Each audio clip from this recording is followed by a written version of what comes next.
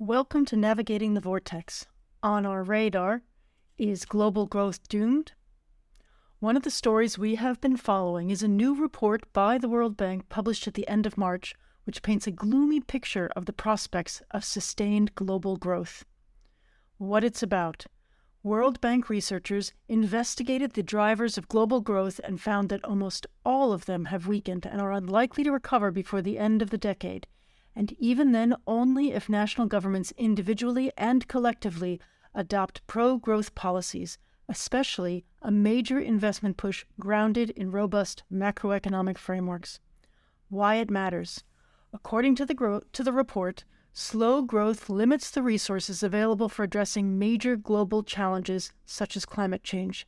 Slow growth, and even more so, a sustained recession, will have an adverse impact on poverty reduction, on the delivery of basic services like education, healthcare, and sanitation, and on the achievement of the other United Nations Sustainable Development Goals.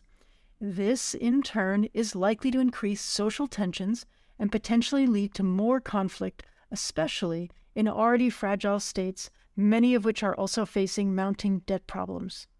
Our take. The consequences of limited growth and the challenges to overcoming them are profound. While sound macroeconomic policies may well be at the heart of the solution, as the World Bank report suggests, they are unlikely to succeed in reviving sustainable growth if the geopolitical conditions in which they are applied worsen. The war in Ukraine, a major man-made shock to the system, is but the tip of the iceberg. And it is also a major bellwether of how major powers can or cannot manage their rivalries. Ukraine is in danger of becoming not only the battleground of a proxy war between Russia and the West, but also another front in the increasingly antagonistic relationship between China and the United States. Driven by Beijing's growing assertiveness and Washington's attempt to contain China's rise, the geopolitical and geoeconomic decoupling of the world's two major power centers is the exact opposite of what is needed.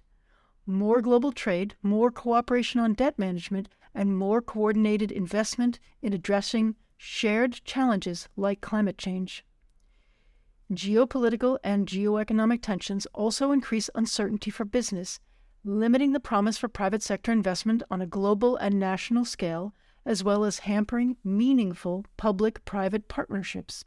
Without private sector buy-in and a concerted effort to align the incentives for policy and business to work together, it will be impossible to revive the prospects for sustainable growth anytime soon. That's Navigating the Vortex on our radar.